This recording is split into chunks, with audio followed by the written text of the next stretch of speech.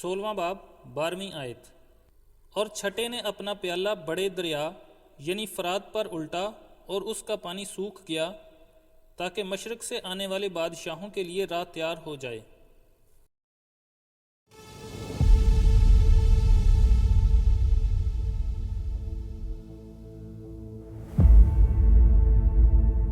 छठे प्याला की आफत नहायत अजीब लेकिन मानी खेज है। छठे फरिश्ता ने अपना प्याला एक मखसूस जगह यानी दरियाए फरात पर उल्टा, जिस तरह पांचवें फरिश्ता ने अपना प्याला एक मखसूस जगह यानी हैवान की तख्तगाह पर उल्टा था। दरियाए फरात दुनिया के मशहूर दरियाओं में से एक है जो मशरक़ वस्ता का सबसे लंबा और सबसे अहम दरिया है। ये आर्मीनिया के पहाड़ों में से निकलता है और खलीज फारस में जा गिरता है। ये 1780 मील लंबा है और इसमें 1200 मील तक जहाज रानी हो सकती है। कदीम मशहूर शहर मसलन बाबुल, करकमीस, मारी और हरान इस दरिया के किनारे आबाद थे। ये बाग़ अदन के 4 दरियाओं में से एक है। इसका बाइबल में सबसे पहला जिक्र पैदाइश 2 बाब की 14वीं आयत में आता है और आखिरी मुकाशफा 16 बाब की 12वीं आयत में। पुराने अहदनामा में ये 21 दफ़ा लिखा है और 5 दफ़ा इसे बड़े दरिया का नाम दिया गया है। खुदा ने बनी इसराइल की मेरास की हद मशरक़ में दरियाए फरात और मगरब में बहीरा रूम तक ठहराई थी। दाऊद और सुलेमान की हुकूमत दरियाए फरात तक फैली हुई थी। चूँकि इस दरिया में से गुजरना मुश्किल था, इसलिए ये मुल्क केनान के लिए मशरक़ी हमलों से बचाव का काम देता था। कदीम रोमी हुकूमत की मशरक़ी हद भी दरियाए फरात तक होती थी। दरियाए फरात मशरक़ को मगरब से जुदा करता है। जब छठे फरिश्ता ने दरियाए फरात पर अपना प्याला उल्टा तो दरियाए फरात का पानी सूख गया। इस तरह मशरक़ से आने वाले बादशाहों के लिए गुजरना आसान हो गया। इस किस्म की एक पेशनगोई यसाया 11वें बाब की 15वीं आयत में भी पाई जाती है। लिखा है, तब खुदावंद बहरे मिस्र की खलीज को बिल्कुल नेस्त कर देगा और अपनी बादे समूम से दरियाए फरात पर हाथ चलाएगा और उसको 7 नाले कर देगा और ऐसा करेगा कि लोग जूते पहने हुए पार चले जाएंगे। ये आफत इतने सादा और आसान अल्फाज में पेश की गई है कि इसको आफत तसव्वुर करना मुश्किल नज़र आता है। दरियाओं का पानी अक्सर सूखता रहता है और मौसम के लिहाज से कमोबेश होता रहता है। इसमें कोई मुसीबत या आफत या दुख दर्द का पहलू नज़र नहीं आता। पाकिस्तान के तकरीबन तमाम दरियाओं में पानी की मकदार कभी इतनी कम हो जाती है कि लोग पैदल चलकर निकल जाते हैं और कभी इतनी तुग़यानी आ जाती है कि किनारों से भी बाहर बहने लगता है। इस बात के पेश नज़र कि इस आफत में ज़रूर कोई गहरा भेद है, मुफस्सरीन फ़र्क अंदाज़े लगाते हैं और ख़ुद साख्ता भेद आश्कारा करते हैं ताकि इसे कोई रूहानी मानी दिया जा सके।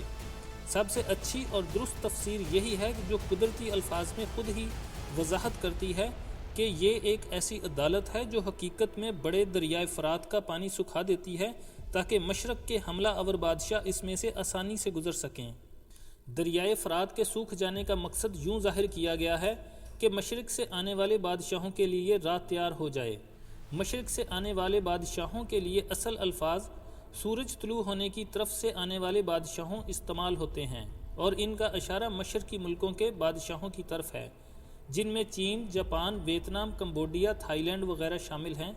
ये सब मिलकर आखिरी जंग अजीम में हिस्सा लेने के लिए मशरक़ वस्ता की तरफ निकल पड़ेंगे। खुदा का कलाम बार बार बताता है कि आखिरी दिनों में तमाम कौमें और तमाम मुल्कों के बादशाह जमा होने वाले हैं ताकि कादर मुतलक के ख़िलाफ़ लड़ें। अब वक्त आ गया है कि ये कौमें मशरक़ से जमा होकर आएँ। दरियाए फरात का पानी इनके गुजरने के लिए सूख जाएगा और ये ऐन वक्त पर दूसरी फ़ौजों से मिल जाएंगी जो मशरक़ वस्ता के तमाम इस्लामी ममालिक से और यूरोप के तमाम ममालिक से जमा होकर आएंगी। खुदा इन तमाम कौमों को अपने मुकर्ररा प्रोग्राम के मुताबिक ऐन वक्त पर इसराइल के मुल्क में लड़ाई के लिए जमा करेगा। जिन इस्लामी ममालिक से फ़ौजें आएंगी इनमें तुर्की, ईरान, इराक़, अफ़गानिस्तान, पाकिस्तान, शाम, उर्दन, लबनान, सऊदी अरब और इसके नज़दीक की छोटी छोटी इस्लामी रियासतें मिस्र, अल्जीरिया, मोरक्को, सोमालिया और सूडान वगैरह शामिल हैं। ये सब ममालिक यूरोपियन यूनियन के मातहत होकर आएंगे, जिस तरह इराक़ के ख़िलाफ़ जनवरी 1991 में यूएनओ के मातहत जमा हुए थे। और जिन यूरोपीय ममालिक की फ़ौजों के शामिल होने की तवक्का है इनमें स्पेन, फ्रांस, जर्मनी, इटली, यूनान, बेल्जियम, आयरलैंड, पुर्तगाल और मशरक़ी यूरोप के वो ममालिक जो EEC के मेंबर बन जाएंगे। मगरबी ममालिक का मुखालिफ मसीह के मातहत जमा होकर इसराइल पर हमला करने के लिए आना कोई हैरानकुन या अनोखी बात नहीं है, क्योंकि गुज़श्ता ज़मानों में ऐसा होता आया है। مخالف مسیح اس وقت دنیا کی سب سے بڑی طاقت یورپین یونین، جو پرانی رومی حکومت کی ایک نئی شکل ہوگی، کا ڈکٹیٹر ہوگا۔ امریکہ دوسرے نمبر پر اور چائنا تیسرے نمبر پر ہوگا۔ تواریخ گواہ ہے کہ قدیم رومی حکومت نے کئی صدیوں تک اسرائیل پر تشدد اور ظلم کے ساتھ حکومت کی اور انہیں اذیت اور دکھ پہنچاتے رہے، لیکن ان بت پرست مشرقی قوموں کا، جنہیں 1,44,000 یہودی مبشروں نے بادشاہی کی خوشخبری بھی سنائی لیکن انہوں نے رد کر دی، یہودیوں کو تباہ کرنے کی خاطر مخالف مسیح کا ساتھ دینے کے لیے فلسطین میں آنا حیران کن اور ناقابل یقین بات ہے۔ اس لڑائی میں ایتھوپیا، لیبیا، سائبیریا اور روس اور اس سے ملحق دوسری قومیں شامل نہیں ہوں گی، کیونکہ وہ حزقیل 38 اور 39ویں باب کی پیشن گوئی کے مطابق اس جنگ میں سے تقریباً 3 سال پہلے اسرائیل سے جنگ کر کے ختم ہو چکی ہوں گی۔ فوجوں کی تعداد 20 کروڑ بتائی گئی ہے، جو ناقابل یقین ہے۔ آج تک اتنی بڑی فوج کسی ملک نے تیار نہیں کی اور نہ کسی جنگ میں اتنی بڑی فوج نے حصہ لیا۔ اسی وجہ سے بہت سے مفسرین اسے حقیقی نہیں سمجھتے، بلکہ روحانی معنی قرار دے کر فرق تفسیریں کرتے رہتے ہیں۔ جو فوجیں مشرق سے دریائے فرات پر پہنچیں گی وہ بہت سے مشرقی ملکوں کی ملی جلی فوج ہوگی۔ اس لیے یہ 20 کروڑ کی فوج حقیقی ہے اور ان میں زیادہ پیدل اور گھڑ سوار فوجیں ہیں، جیسی مکاشفہ 9 باب کی 17ویں آیت میں بیان کی گئی ہیں۔ اس کے علاوہ چائنا نے پاکستان کے اشتراک سے کشمیر میں سے گزرنے والی سڑک بنائی ہے، جو ہمالیہ پہاڑوں میں سے فوجوں کے گزرنے میں استعمال ہوگی۔ خدا اپنے پروگرام کو پورا کرنے کے لیے سب کام وقت پر تیار کروا لیتا ہے۔ کیا خدا اب دریائے فرات کو خشک نہیں کر سکتا؟ وہ فرماتا ہے، کیا خداوند کے نزدیک کوئی بات مشکل ہے؟ خدا حقیقی ہے، دریائے فرات حقیقی ہے، مشرق کی فوجیں حقیقی ہیں، اس لیے یہ سب کچھ اسی طرح واقع ہوگا جس طرح کلام میں لکھا ہے۔ اگر پہلی آفتیں یعنی ناسور، خون، گرمی اور تاریکی حقیقی تھیں تو یہ آفت بھی حقیقی ہے۔